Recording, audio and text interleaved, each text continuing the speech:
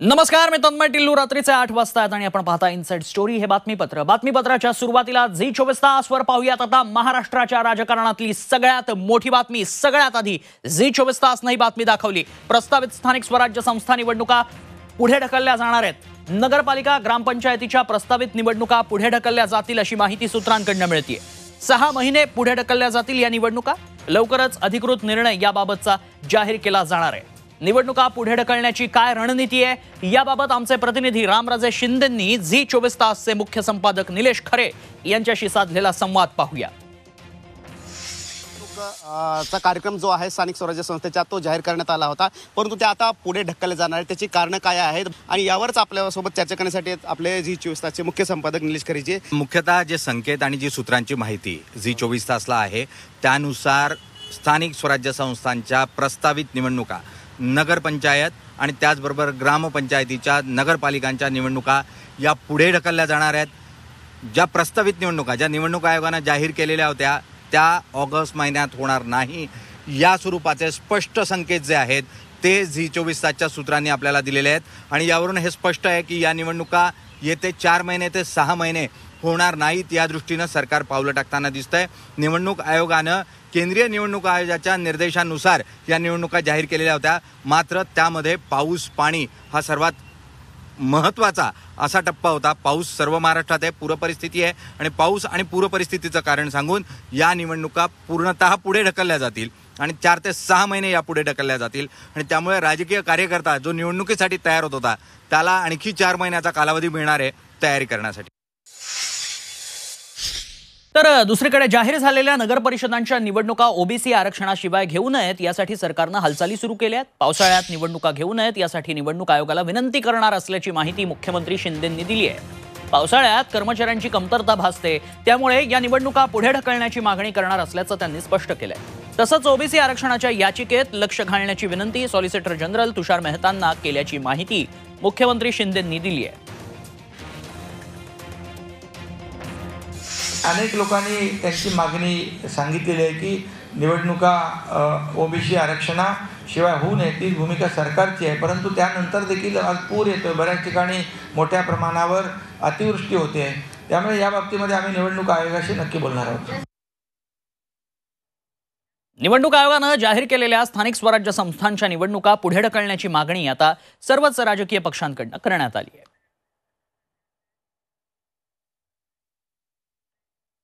तर या निवडणुका पुढे ढकलाव्यात यासाठी मागणी करण्यात आलेली आहे सर्वच राजकीय पक्षांकडून. त्यामुळे आता काय नेमका निर्णय घेतला जातो ते पाहणं महत्त्वाचं ठरेल. ओबीसी वर्गाला देखील त्यांचं प्रतिनिधित्व, त्या वर्गातल्या सहकाऱ्यांना पण स्थानिक स्वराज्य संस्थांच्या मध्ये प्रतिनिधित्व करण्याची संधी ही मिळाली पाहिजे असं आमचं पण मत आहे. संपूर्ण आरक्षण, कारण की मध्य प्रदेशमध्ये आरक्षणाचं प्रमाण कमी केलं गेलेलं आहे, पण महाराष्ट्रामध्ये तसं होता कामा नये.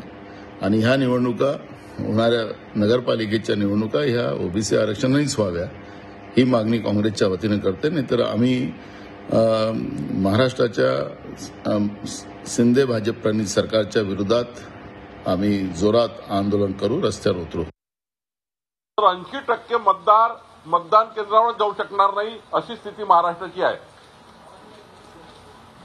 आणि त्यामुळं ऐन पावसाळ्यामध्ये निवडणुका घेण्याचा निर्णय राज्य निवडणूक आयोगाने राज्य सरकारची कुठलीही चर्चा न करता, सल्लामसलत न करता एकतर्फी घेतलाय. कारण राज्य निवडणूक आयोगाला खऱ्या अर्थाने मोठ्या प्रमाणावर त्या ठिकाणी यंत्रणा वापरावी लागणार आहे. आणि आता ओबीसी आरक्षणासंदर्भात अतिशय महत्त्वाची बातमी. बांडिया समितीने एम्पिरिकल डेटा मुख्य सचिव मनुकुमार श्रीवास्तव यांना सादर केला आहे. बंद लिफाफ्यात हा अहवाल सादर करण्यात आला. महत्त्वाचं म्हणजे 12 जुलैला सुप्रीम कोर्टात सुनावणीवेळी हा अहवाल सादर करण्यात येणार आहे. मध्य प्रदेशच्या धर्तीवर महाराष्ट्रात ओबीसी आरक्षण मिळावं या आधारावर हा अहवाल सादर करण्यात आलाय. तर एम्पिरिकल डेटा नेमका कसा गोळा केला जातो जाणून घेऊयात. तर कसा केला जातो गोळा एम्पिरिकल डेटा आपण पाहूयात. पहिला टप्पा असतो शिक्षण, नोकरी, निवारा, आरोग्य. या टप्प्यात शिक्षणात प्राथमिक उच्च शिक्षणात प्रमाण किती हे तपासलं जातं.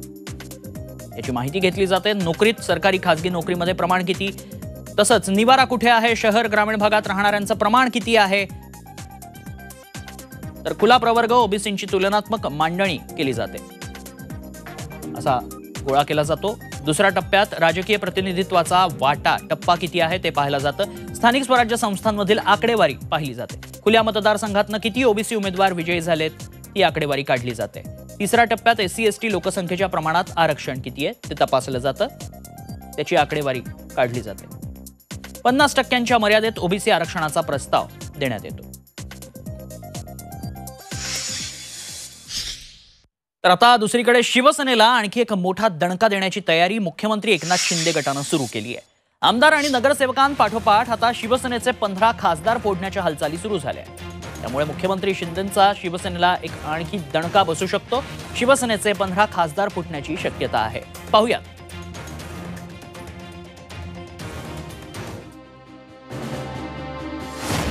शिंदे गटाचं आता मिशन खासदार.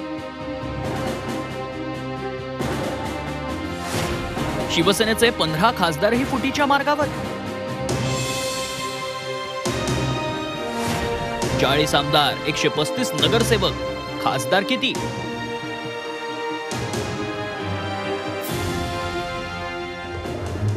उद्धव ठाकरेंना गल्लीपासून दिल्लीपर्यंत हादरे देण्याची रणनीती आखली गेली आहे. एकनाथ शिंदेंनी शिवसेनेच्या 40 आमदारांना घेऊन बंडाचा झेंडा फडकवला आणि उद्धव ठाकरे यांचं सरकार पाडलं. त्यानंतर भाजपसोबत युती करून शिंदे स्वतः मुख्यमंत्री झाले. मुख्यमंत्री झाल्यानंतर त्यांनी आपला मोर्चा नगरसेवकांकडे वळवला. ठाणे, नवी मुंबई आणि कल्याण डोंबिवली या 3 महापालिकांमधील तब्बल 135 नगरसेवक शिंदे गटात सामील झाले. आता मुख्यमंत्री शिंदेंनी मिशन खासदार सुरू केल्याचं समजतंय. शिवसेनेचे 15 खासदार फुटीच्या मार्गावर असल्याची सूत्रांची माहिती आहे. मुख्यमंत्री एकनाथ शिंदे दिल्लीत असतानाच 10 खासदारांची बैठक झाल्याचं समजतंय. खासदार कृपाल तुमाणे यांच्या निवासस्थानी शुक्रवारी झालेल्या या बैठकीला 10 खासदार उपस्थित होते. एवढंच नव्हे तर भाजपचा एक ज्येष्ठ नेताही बैठकीला उपस्थित होता. खासदारांच्या डिनर डिप्लोमसीत उद्धव ठाकरेंना आणखी एक धक्का देण्याचे डावपेच शिजल्याची सूत्रांची माहिती आहे. संभाव्य फुटीर खासदारांपैकी श्रीकांत शिंदे हे मुख्यमंत्री एकनाथ शिंदेंचे चिरंजीव आहेत. खासदार भावना गवळी यांनी भाजपसोबत जायला हवं अशी जाहीर भूमिका घेतली. त्यानंतर भावना गवळींची शिवसेनेच्या प्रतोद पदावरून हकालपट्टी करण्यात आली. भाजपच्या राष्ट्रपती पदाच्या उमेदवार द्रौपदी मुर्मू यांना पाठिंबा द्यावा अशी मागणी राहुल शेवाळे आणि राजेंद्र गावित या शिवसेनेच्या 2 खासदारांनी केली आहे. त्यापाठोपाठ आता कृपाल तुमानेंच्या घरी खासदारांची बैठक झाल्याचं समजतंय. मात्र आपण दिल्लीत नव्हे तर रामटेक मतदारसंघातच असल्याचा दावा तुमाने यांनी केलाय. गेल्या 6 दिवसापासून मी नागपूरला आहो.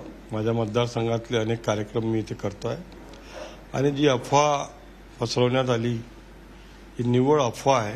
कारण आमचे 6 खासदार पंढरपूरला आहे, 3 खासदार मुंबईला आहे, आणखी 4 खासदारची मी संपर्क केला ते आपापल्या गावामध्ये आहे. तर दुसरीकडे खासदारांच्या बंडाबाबत विचारणा केली असता कोणताही खासदार संपर्कात नाही. मात्र कामानिमित्त खासदार भेटतच असतात असं सूचक उत्तर मुख्यमंत्री एकनाथ शिंदेंनी दिलंय.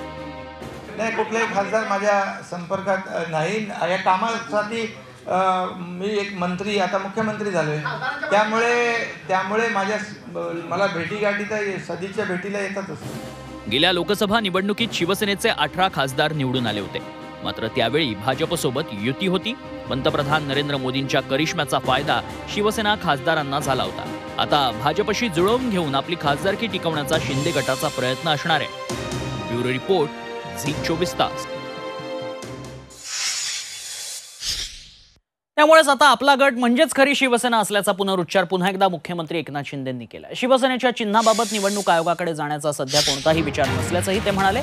मात्र न्याय व्यवस्थेवरती आपला पूर्णपणे विश्वास असल्याचं नमूद करत त्यांनी सूचक इशाराही दिलाय. शिवसेना पार्टी, हम लोग शिवसेना ही है ना. हम लोग बाळासाहेब ठाकरे जी की भूमिका और वो लेके गए. शिवसेना हम लोग शिवसेना पार्टी है ना, चुनाव आयोग जाएंगे वो तो अभी की बात नहीं ना, अभी जब समय आएगा तब पता चलेगा आपको। वैसे कह रहे हैं आपकी पार्टी की और सिंबल की लड़ाई जो है वो आउट ऑफ कोर्ट और out of election commission settle हो सकती है? नहीं, अभी तो उसके बारे में हम लोग तो कुछ सोचा ही नहीं है, क्योंकि हम खुद ही शिवसेना पार्टी है। तो हमारे जितने भी देखिए legislative party, Shiv Sena legislative party करके विधानमंडल में हमको रिकॉग्नाइज किया है। तर आषाढी एकादशीनंतर राज्य मंत्रिमंडळाचा विस्तार होणार असल्याचे संकेत मुख्यमंत्री एकनाथ शिंदेंनी दिलेत. मंत्रिमंडळ विस्ताराबाबत भाजप श्रेष्ठींशी चर्चा करण्यासाठीच शिंदे दिल्लीला गेल्याचंही समजतंय. कसं असेल मुख्यमंत्री शिंदेंचं नवं मंत्रिमंडळ, पाहूया. आषाढी एकादशीनंतर मंत्रिमंडळ विस्तार. शिंदे शहा फडणवीस बैठकीत काय ठरलं? नेमकं कसं असेल शिंदेंचं नवं मंत्रिमंडळ? मुख्यमंत्रीपदाची धुरा हाती घेतल्यानंतर एकनाथ शिंदे पहिल्यांदाच दिल्लीला गेले. उपमुख्यमंत्री देवेंद्र फडणवीस देखील त्यांच्यासोबत होते. दिल्लीवारीत त्यांनी शनिवारी सकाळी 10:30 वाजता राष्ट्रपती रामनाथ कोविंद यांची सदिच्छा भेट घेतली. सकाळी 11:30 वाजता भाजपचे राष्ट्रीय अध्यक्ष JP नड्डांना ते भेटले.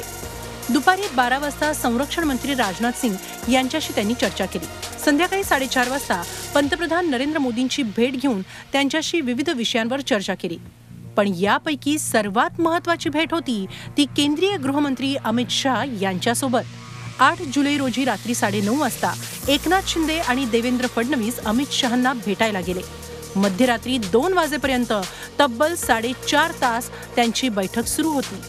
अर्थातच बैठकीचा अजेंडा होता तो राज्य मंत्रिमंडळाचा विस्तार आणि नव्या मंत्रिमंडळाचं खातेवाटप. कॅबिनेटमध्ये नव्या चेहऱ्यांना संधी द्या, कॅबिनेटचा चेहरा तरुण ठेवा अशा सूचना शाह यांनी दिल्याचं समजतंय. दरम्यान याबाबत मुख्यमंत्र्यांकडे विचारणा केली असता आषाढी एकादशीनंतर मंत्रिमंडळ विस्तार होणार असल्याचं त्यांनी स्पष्ट केलं. अभी हम लोग जाएंगे मुंबई. कल आषाढ़ी एकादशी का जो बड़ा पंढरपुर में कार्यक्रम होता है, पूजा होती है, उसमें वो होने के बाद हम मुंबई जाएंगे. मुंबई में हम लोग दोनों भी उप मुख्यमंत्री और मैं बैठूंगा. उसके बाद उसके ऊपर चर्चा करेंगे. पहिल्या टप्प्यात 10 ते 12 मंत्र्यांचा शपथविधी होण्याची शक्यता आहे. शिंदे गटातील नाराज आमदारांना आणि भाजपमधील इच्छुकांना मंत्रिमंडळात सामावून घेताना शिंदे आणि फडणवीसांना फारच तारेवरची कसरत करावी लागणार आहे. इच्छुकांना दुसऱ्या विस्ताराचं गाजर दाखवून तुर्तास मंत्रिमंडळातील काही जागा रिक्त ठेवण्याचा फॉर्म्युला शिंदे फडणवीस सरकार राबवेल अशी शक्यता आहे. ब्युरो रिपोर्ट, झी24 तास. तिकडे नाशिकमधनं बातमी येते. शिवसेनेत बंड केलेल्या शिंदे गटाबाबत संजय राऊतांनी पातळी सोडून शिवराळ भाषेत टीका केली आहे. गुलाबराव पाटलांचा उल्लेख राऊतांनी जुलाबराव केला. शिवसेना स्वार्थासाठी सोडलेल्यांना रस्त्यात शिवसैनिक फिरू देणार नाहीत असंही संजय राऊत म्हणाले. 40 आमदार म्हणजे शिवसेना नाही. 2-5 खासदार इकडे तिकडे गेले म्हणजे शिवसेना हल्ली असं होत नाही. 100 आमदार आणि 25 खासदार परत निवडून आणण्याची ताकद आमच्या धनुष्यबाणामध्ये, आमच्या 50 खोके पसणार नाही.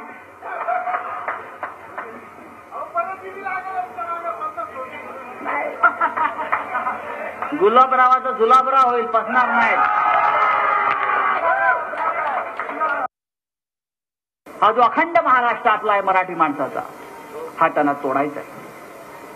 हे आपण होऊन देणार आहोत का? राणांची बाजी लावू पण महाराष्ट्र तुटू देणार नाही.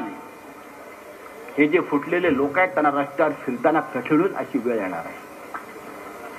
बाळासाहेब तर तेव्हा बोललेच होते, जो फुटे त्याला रस्त्यावर तुडवा. अजून उद्धवजींनी काही सांगितलेलं नाही. सभ्य आहेत फार, आणि त्यांच्या सभ्यपणाचाच फायदा घेतला. शिंदे गटांनी खोके घेऊन गद्दारी केली, ते 50 खोके आता पचणार नाहीत अशीही टीका संजय राऊत यांनी केली. तर मुख्यमंत्र्यांनी राऊतांना प्रत्युत्तर दिलंय. विठ्ठलाभोवती बडवे जास्त झाले आहेत म्हणून आम्ही सगळे बाहेर पडलो. उद्धव ठाकरेंमुळे सोडली, हिंदुत्वामुळे सोडली, ह्याच्यामुळे सोडली. त्याच्यामुळे सोडली ही कारणं बकवास आहे. खरी कारणं आता समोर येतील आणि मुख्य कारण तर आहेच खोकेबाजी.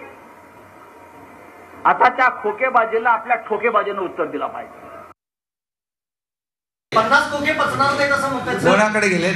उद्धव ठाकरेंनी आरोप आहे. फक्त 50. नाही म्हणजे कुठले खोके म्हणजे कसले? बॉक्स कुठले?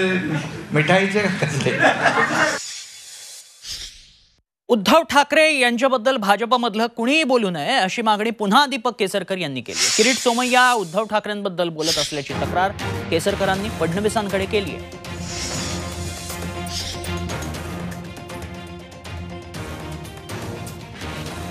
परवाच्या दिवशी एक प्रेस कॉन्फरन्स झाली किरीट सोमय्याजींची आणि त्यांनी काही उद्गार काढलेले होते आणि त्याच्यामध्ये विशेषतः पक्षप्रमुखांच्याबद्दल ते उद्गार होते. त्यावेळेला मी शिर्डीला जात होतो. वाटेत थांबून मी आदरणीय फडणवीस साहेबांना फोन केला आणि काल मी फडणवीस साहेबांची भेट घेतली. त्यांनी हे कबूल केलं की असं आपलं निश्चितपणे बोलणं झालेलं होतं आणि मी स्वतः भाषण करताना असं सांगितलेलं होतं की याच्यापुढे तुम्ही सर्वजण आमच्या बरोबर आलेला आहात. आपली सेना भाजपची युती झाल्यानंतर आपले जे पक्षप्रमुख आहेत त्यांच्याबद्दल आम्हालासुद्धा आदर आहे. भाजपचं कोणीही व्यक्ती त्यांच्याबद्दल काहीही बोलणार नाही. राजकीय बातम्यांनंतर आता बातमी पावसासंदर्भातली पाहूयात. पुढील 5 दिवसात कोकण, मध्य महाराष्ट्र, मराठवाड्यात पावसाचा रेड अलर्ट देण्यात आलाय. या 5 दिवसात या भागात मुसळधार ते अतिमुसळधार स्वरूपाचा पाऊस बरसेल असा इशारा कुलाबा वेधशाळेनं दिलाय. त्यामुळे या भागातील नागरिकांनी सतर्क राहावं अशा सूचना वेधशाळेकडनं करण्यात आल्या.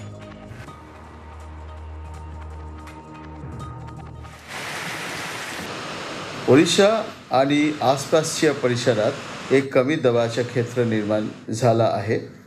त्याच्या संबंधित सायक्लोनिक सर्क्युलेशन 7.6 किलोमीटरपर्यंत विस्तारित झाला आहे. याच्या प्रभावामुळे पुढच्या 5 दिवसात कोकण किनारपट्टीवर, मध्य महाराष्ट्राच्या घाट परिसरात आणि मराठवाड्यात अतिमुसळधार पावसाची शक्यता आहे. बातमी मुंबईत नाही. मुंबईतील लोकमान्य टिळक टर्मिनस रस्त्यावरती खड्डे पाहायला मिळत आहेत. गेल्या 3 ते 4 दिवसांपासून मुंबईत पावसाची संततधार सुरू आहे. यामुळेच मुंबईतील अनेक रस्त्यांवर खड्डे पडायला सुरुवात झाली आहे. मुंबईतल्या सर्वात व्यस्त असलेल्या लोकमान्य टिळक टर्मिनस रस्त्यावरती मोठ्या प्रमाणात पावसानं खड्डे पडलेत. यामुळे वाहन चालवताना चालकांना मोठी कसरत करावी लागते. राज्यों में रहने वाले लोग यहाँ से गांव विदेश जाते हैं और यहाँ पर बहुत सारे लोग जाते हैं. सरकार से मैं यही विनती करना चाहूँगा कि खड्डे को बहुत जल्द से जल्द बुझाने का कार्य किया जाए और इस पर बहुत ही ज़्यादा ध्यान दिया जाए, क्योंकि आने वाले फ्यूचर में भी आगे प्रगति होने वाली, और प्रगति को देखते हुए यहाँ पर काफ़ी खास और बहुत ज़्यादा ध्यान दिया जाए. आषाढी एकादशीसाठी 8 ते 9 लाख भाविक पंढरपूरमध्ये दाखल झाले. सर्व संतांच्या पालख्या पंढरपुरात दाखल झात आहेत. पंढरपुरात भाविकांची दाटी झाल्याचं चित्र पाहायला मिळालं. अभंग, टाळ मृदुंग आणि विठुनामाच्या जयघोषात पंढरी धुंद झाली. महाद्वार घाट इथं पोलिसांनी चोख बंदोबस्त ठेवलाय. नदीतून येणारे भाविक आणि प्रदक्षिणा करणारे भाविक यांच्यात समन्वय राखण्याचं काम इथं केलं जात आहे.